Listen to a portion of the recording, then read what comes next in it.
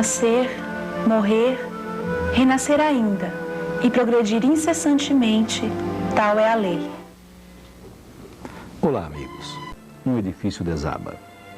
Uma loja de fogos de artifício explode. E diariamente, pelas centenas de favelas dos grandes centros urbanos do país, há pessoas que findam a existência terrena em razão de balas perdidas, deslizamentos de terras e outros sofrimentos com feição de terrível acaso. Mas em meio de tantas tragédias, despontam imagens paradisíacas e pessoas felizes que desfrutam de forma pacífica o lado bom da vida. Por que isso ocorre em nosso planeta?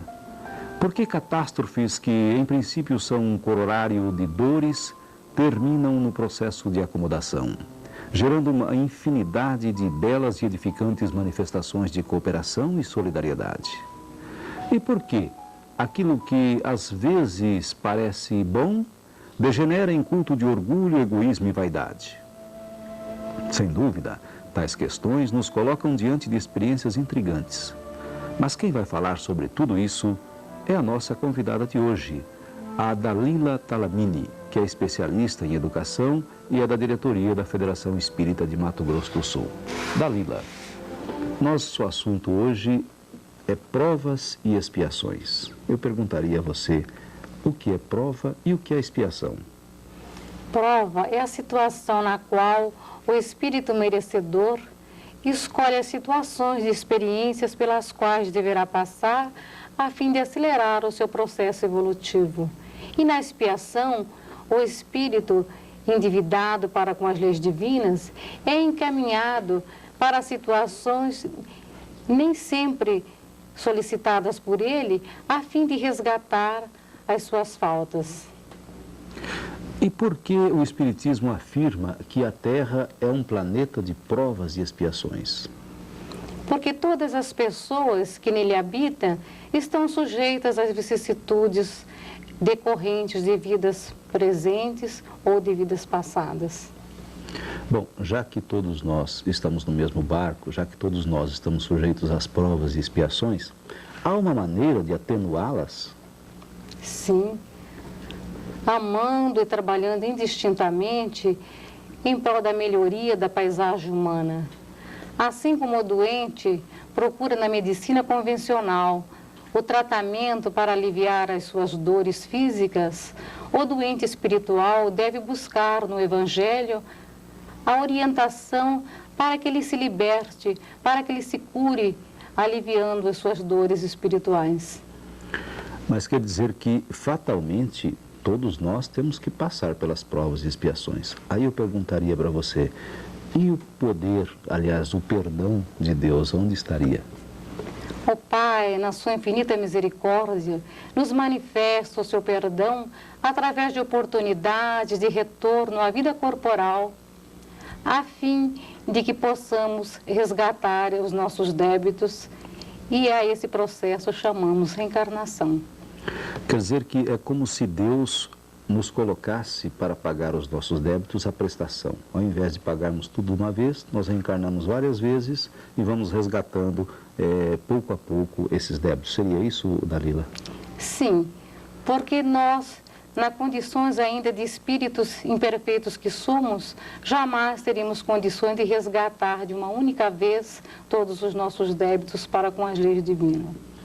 Mas quer dizer que aquele perdão de passar a mão na cabeça e dizer está anistiado, está perdoado, não precisa resgatar mais nada, esse não existe. O enfoque que a doutrina espírita nos dá, nos leva à conscientização de que é amando, trabalhando, procurando burilar os nossos erros, procurando a nossa renovação íntima, que realmente nós estaremos caminhando para uma vida melhor, para o perdão que tanto nós almejamos. Um exemplo, assim, bem prático, Dalila. Uma pessoa que é bondosa, pratica a caridade, ajuda a todos, né? Vive para fazer o bem. Essa pessoa, em outra encarnação, pode ter praticado muitos males e até nessa antes de se tornar uma pessoa boa, pode ter sido uma pessoa negligente, uma pessoa desequilibrada. Eu perguntaria, esse bem que ela pratica hoje, a caridade, o serviço ao próximo, isso aí, de uma certa forma, anularia certos erros, anularia certos sofrimentos que ela teria que passar?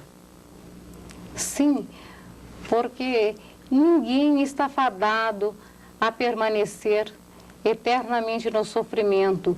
Todos os nossos desacertos podem ser atenuados e até eliminados pelos atos de amor que praticamos.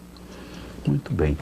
Agora, tem uma situação que deixa a gente assim perplexo às vezes, né? Certas pessoas ficam perplexas.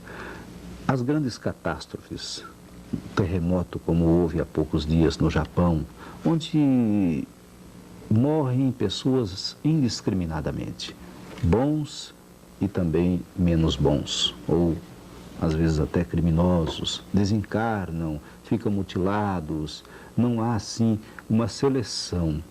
Como é que o Espiritismo vê essas catástrofes coletivas?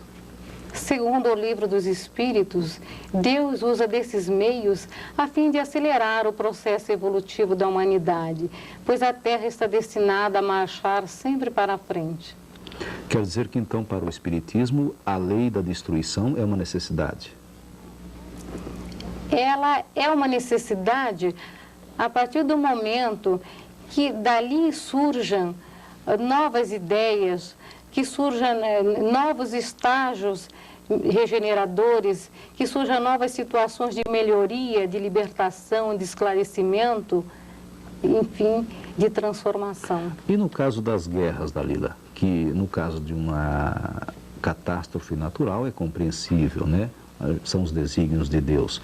E no caso das guerras que são provocadas pelos homens, também está compatível com a necessidade da destruição, a necessidade das guerras, segundo as leis de Deus? A necessidade, ela é relativa na medida em que os homens ainda não aprenderem a caminhar fraternalmente, haverá esses flagelos destruidores, mas a cada qual será atribuída a responsabilidade de acordo com o seu grau de decisão, de acordo com o seu esclarecimento, de acordo com o seu, enfim, com a sua postura diante de determinados fatos, diante de determinados acontecimentos. Então, no caso, ficaríamos com aquela máxima do Cristo que há necessidade do escândalo, no entretanto, ai daquele por quem vier o escândalo. Quer dizer, cada um que provocar a destruição, que provocar o flagelo, a dor, naturalmente vai responder na medida da sua responsabilidade, não é? Sim. Há as sanções da lei para aqueles que provocam o escândalo. Agora, uma coisa também que às vezes intriga as pessoas, certas doutrinas, certas religiões mesmo, admitem o fim do mundo, que o mundo vai acabar. Como que a doutrina espírita vê esse aspecto? O mundo, no seu aspecto físico, não irá propriamente acabar. O que haverá é uma transformação espiritual. Essa mudança será principalmente de mundo expiatório para um mundo de regeneração. Então, os espíritos que hoje aqui habitam acabarão, provavelmente, no seu aspecto físico, mas espiritualmente eles estarão num plano mais evoluído, num plano de maior esclarecimento, onde haverá menos sofrimento e mais fraternidade. E os espíritos preveem, assim, um tempo, uma época para que a Terra passe de planeta de provas e expiações para um planeta de regeneração, ou não tem data marcada, vamos dizer assim?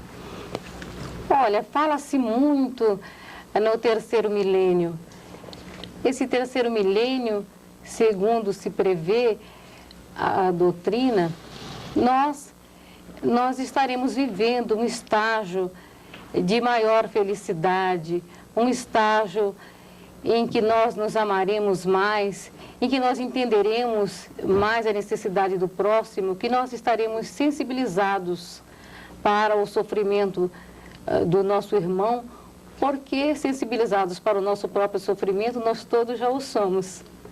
Agora, quando nós despertarmos para a necessidade do nosso semelhante, aí realmente nós estaremos evoluindo, nós estaremos caminhando para esse tão chamado terceiro milênio, onde se prevê todas essas mudanças favoráveis à transformação do espírito. Muito bem. Nós agradecemos, Dalila, a sua presença, os seus esclarecimentos, né? E as nossas câmeras e os nossos microfones para a sua mensagem final. Ainda, com relação ao aspecto que foi abordado, sobre as calamidades, sobre as catástrofes, nós temos uma mensagem da Joana de Ângeles que cala fundo nos nossos corações, onde ela afirma que, do ponto de vista espiritual, esses flagelos destruidores têm objetivos saneadores da atmosfera psíquica.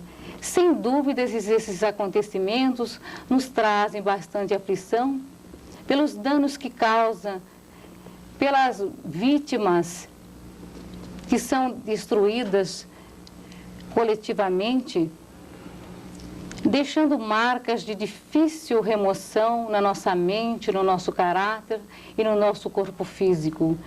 Esses fatos desesperadores nos convidam a nós, espíritos invigilantes, à meditação, à aceitação da vontade divina e à submissão, porque daí sabemos que resultará a elevada transformação moral.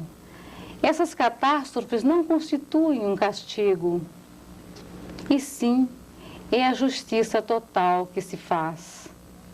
Enquanto a Terra estiver dirigida por grupos humanos que se deixam levar pelo egoísmo, pelo orgulho, pelo ódio, ainda haverá muitas lágrimas coletivas, haverá muito sofrimento quando a humanidade deverá despertar para o bem, para o amor, para a caridade, para o sacrifício.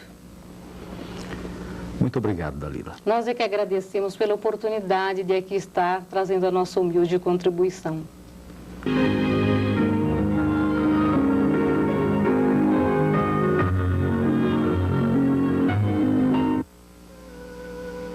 Esqueça o pesadelo da noite anterior e alegre-se com o dia que surge. Aproveite este dia para reconciliar-se com alguém que não tem coragem de achegar-se a você. Marco Prisco.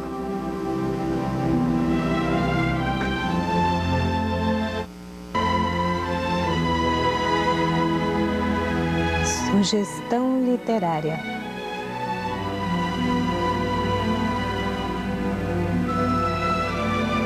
O que é a mediunidade e como praticá-la com segurança? No livro Mediunidade, de José Herculano Pires, um dos grandes estudiosos do espiritismo no Brasil, você observa como a ciência, mesmo embasada em teses materialistas, vem descobrindo a vida espiritual, as várias formas de intercâmbio entre encarnados e desencarnados. Esse despertar quebra o silêncio que muitos consideravam um atributo inevitável dos túmulos. E a vida explode por vários canais de comunicação existentes entre as duas humanidades. Alguns com nomes inicialmente estranhos, como psicofonia, psicografia, clarividência, audição. Em Mediunidade, Vida e Comunicação, José Herculano Pires, partindo e voltando sempre aos ensinamentos codificados por Allan Kardec, aprofunda o conceito do fenômeno e fala sobre seus aspectos funcionais, distinguindo as manifestações sutis em alguns e a chamada mediunidade de serviço. Destinada ao auxílio ao próximo, o autor também disseca o ato mediúnico, mostrando os seus componentes e as normas que regem o exercício seguro. Fala do que pode causar a falta de critério neste tipo de trabalho. Aborda o drama da obsessão e analisa meios do médium libertar-se dele.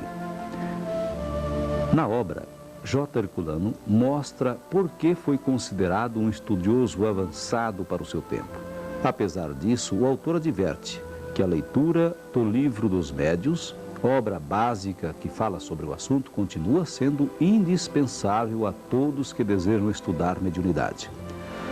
O livro Mediunidade é um trabalho desenvolvido em 16 capítulos ao longo de 150 páginas, editado pela editora Edicel de São Paulo. Você pode encontrá-lo nas livrarias e nos centros espíritas. Você sabia que o Espiritismo, além da crença em Deus e na imortalidade da alma, base de todas as religiões, difere das demais por fundamentar-se na pré-existência da alma, nas vidas sucessivas ou reencarnação, na comunicação dos espíritos com os homens e na pluralidade dos mundos habitados? Liberte-se das recordações deprimentes, passando adiante os objetos que as evocam. Programe para o seu dia pequenos trabalhos que o melhorem intimamente. Bem, amigos, chegamos ao final de mais uma edição de Momentos de Reflexão. Programa realizado pelo Instituto de Cultura Espírita de Mato Grosso do Sul.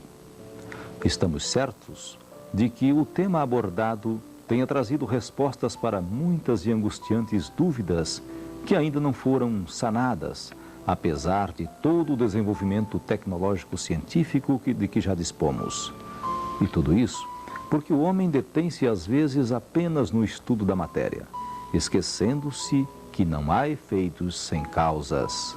E a ação causadora de todos os atos do homem encontra-se no espírito, que sobrevive ao que chamamos morte. Dessa forma, alguns estudiosos da vida, embora cheios de boa vontade, continuam ignorando as sucessivas vidas, porque passam os espíritos, bem como o aprendizado que nelas desenvolvem. E é fixado através de testes, provas de resistência. Por outro lado, não enxergam que o novo homem, renascendo constantemente, necessita expulsar de si antigos padrões de comportamento, espiando e corrigindo atos passados, produzindo uma espécie de acerto de contas com a própria formação. Obrigado e uma boa semana a todos. Nascer, morrer, renascer ainda e progredir incessantemente, tal é a lei.